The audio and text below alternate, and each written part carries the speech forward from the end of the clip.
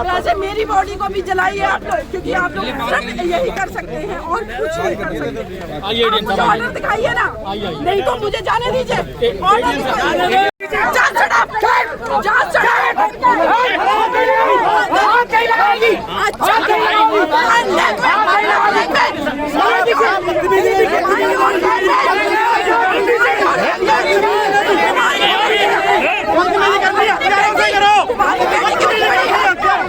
बेटी के बाप हो, बेटी के बाप हो,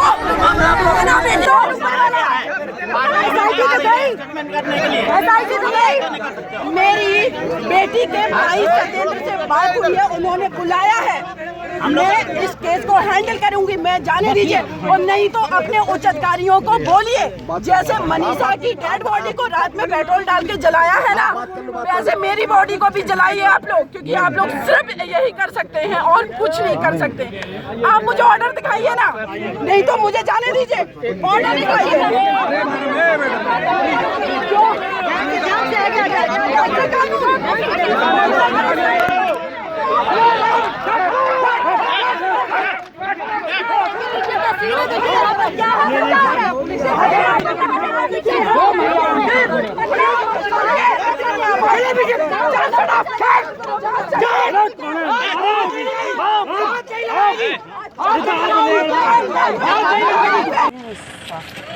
आप हैं सीमा पुष्पा जी? सीमा पुष्पा जी, आप यहाँ पे आई हैं, किस लिए आई हैं यहाँ? देखिए, मैं यहाँ पर मनीषा को न्याय दिलाने के लिए आई जी। जिस बेटी के साथ इतनी दरिंदगी की गई, उस बेटी को जस्टिस दिलाने की जगह उसको पेट्रोल डाल करके फूंक दिया गया पुलिस के द्वारा। आप उस बेटी को बचा नहीं पाए। लॉ एंड ऑर्डर आपका फेल था पूरी तरीके से। 8 दिन तक रेप का सेक्शन दर्ज नहीं किया आपने। जब उस बेटी ने अपना दम तोड़ दिया, उसके बाद किस वजह से आपने उस बेटी को पेट्रोल डाल के जलाया? हम बेटियों की डिग्निटी की कौन रक्षा करेगा? कानून नाम की कोई चीज या तो उन बेटियों को पेट्रोल डाल करके जलाया जाता है, जलाया गया। से कौन है यहाँ से? उसके बाद आप देखेंगे एसिड छिड़का जाता है। आईडी नीचे करना जी वालों। जो लोग इस क्रिमिनल माइंडसेट के हैं वो एसिड छिड़कते हैं। पुलिस पेट्रोल छिड़क करके उस बेटी को मार देती है।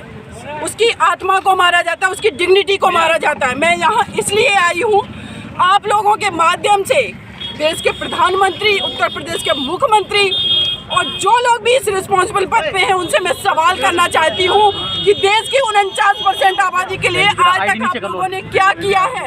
आपकी क्या स्ट्रेटेजी है?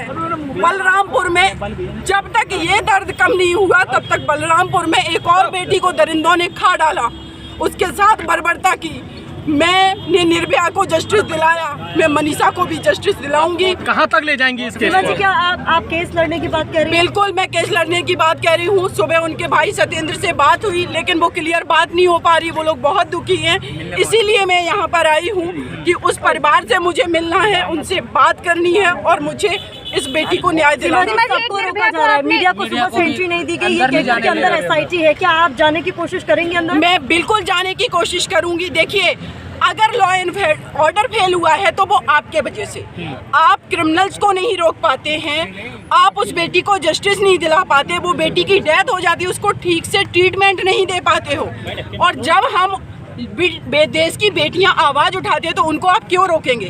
किसी से ये जवाब दीजिए, क्यों रोकेंगे? सीमा जी, इस मामले में पुलिस की कितनी गलती मानती हैं आप? पुलिस की कितनी गलती? हमारी जो सीओ है इस केस के इन्वेस्टिगेशन ऑफिसर, उनसे बात हुई है, एसएचओ से मेरी बात हुई है और इस केस को मैं पहले से ही अपडेट ले रही थी, लगातार मेरी बात हो रही थी। जिस तरीके से इसमें सीओ जो धर्म सिंह है, उन्होंने मुझे बताया कि मैडम हमने इसलिए अभी 376 एक्शन नहीं लगाया क्योंकि बेटी स्टेटमेंट नहीं दे पाई।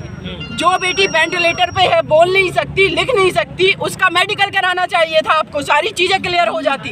और आपने क्या किया, फॉरेंसिक टेस्ट के लिए भेज दिया।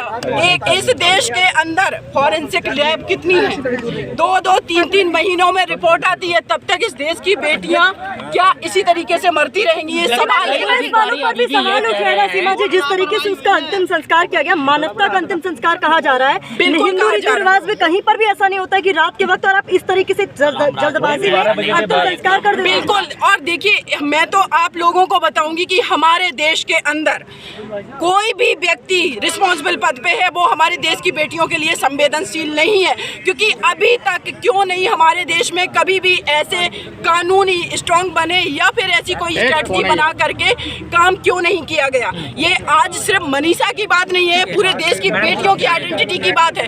आप यहाँ पत्रकार हैं, मैं एडवोकेट हूँ, डॉक्टर, इंजीनियर, किसी भी प्रोफेशन की कोई महिला ये आज दावे के साथ नहीं कह सकती कि हम 21वीं सेंचुरी में अपने भारत में सुरक्षित हैं। महिलाएं आज भी आजाद हैं।